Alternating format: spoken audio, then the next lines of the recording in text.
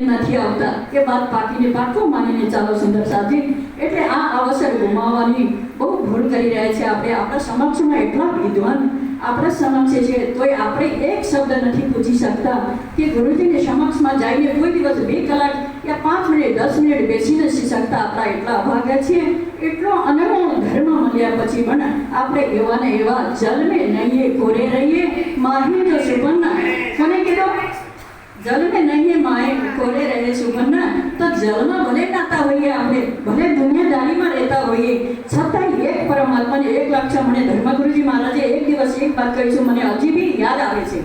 કેમ કે એમને કહ્યું ભલે તમે ગમે તો કરો, ગમે તે રીતે તમે રાજીને ભજો, પણ એકાંત થઈને ક્યારે ના ક્યારે જ્યારે સમય મળે ત્યારે તમે બેસીને એ પરગુરુના બ્રહ્મા પરમાત્માને તમે યાદ કરો. એ વાત આજે બી મને યાદ છે અને એ રેણી મેં પાલ્યું બી છે, છતાંય મેં કોઈને જાણ બી નથી કરી હોય આજે સુધી. કેમ કે એ એવી આત્માને ખોરાક છે કે તમને પોતે ખબર પડી જશે એ ખોરાક કેવી રીતે આપણે લેવો, કેવી રીતે ધણીને સંપર્કમાં આપણે જવું. એ કેમ કે આપણે સુખ દુઃખ ભોગવા માટે નથી, આ સુખ દુઃખ જીવનમાં આપણે પ્રારબ્ધમાં લઈને આવ્યા છે. એ વાત દરેકને પક્કા હોય, કોઈ અમીર હોય, કોઈ ગરીબ હોય, કોઈ કેવી હોય, પણ જે આત્માને ખોરાક જે દિવસ એક ગાન બી એવું કહે છે. આજે ફિલ્મ સ્ટાર લોકો બી જે મુંબઈમાં રહેવાવાળા હોય, ફિલ્મ જોવાવાળા હોય, એ લોકોને બી ખબર પડે છે શું કહે છે તે એ બધા ન હાથી હૈ ન ઘોડા હૈ વહાં पैदल ही जाना है सजना तुम झूठ मत बोलो खुदा के पास जाना है. कहाँ जाना है? खुदा के पास. कौन जाएगा? आपका शरीर नहीं जाने वाला है, आपका ये तन नहीं जाएगा, ये मन नहीं जाएगा. देखना एक आत्मा चली जाएगी उस खुदा के पास.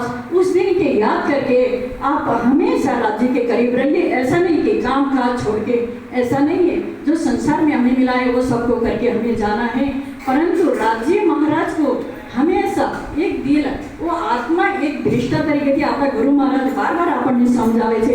એક દૃષ્ટા તરીકેથી આપણા આત્મા આપણા અંદર વિરાજમાન છે. એ આત્માને પરખો અને એ આત્માને ચિંતન કરો. આપણા સદગુરુ મહારાજ બી એ જ આપણને કહ્યું છે. એટલે ધર્મ કાંઈ ખાવાનો ખેલ નથી પ્યારે સુંદરસાજી. બધાને આપણે લાગણીશીલ બને, બધાને પ્રેમથી રહેવું જરૂરી છે. રામને બી એક મર્યાદા પાડી હતી કે કોઈ સામે હું લડવા નહીં જાઉં, પણ સામે આવો તો ધર્મ માટે હું અવશ્ય લડું.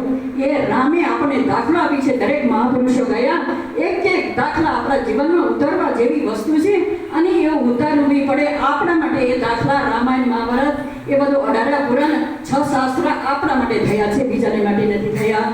બોલીએ શ્રી પ્રાણનાથ પ્યારે.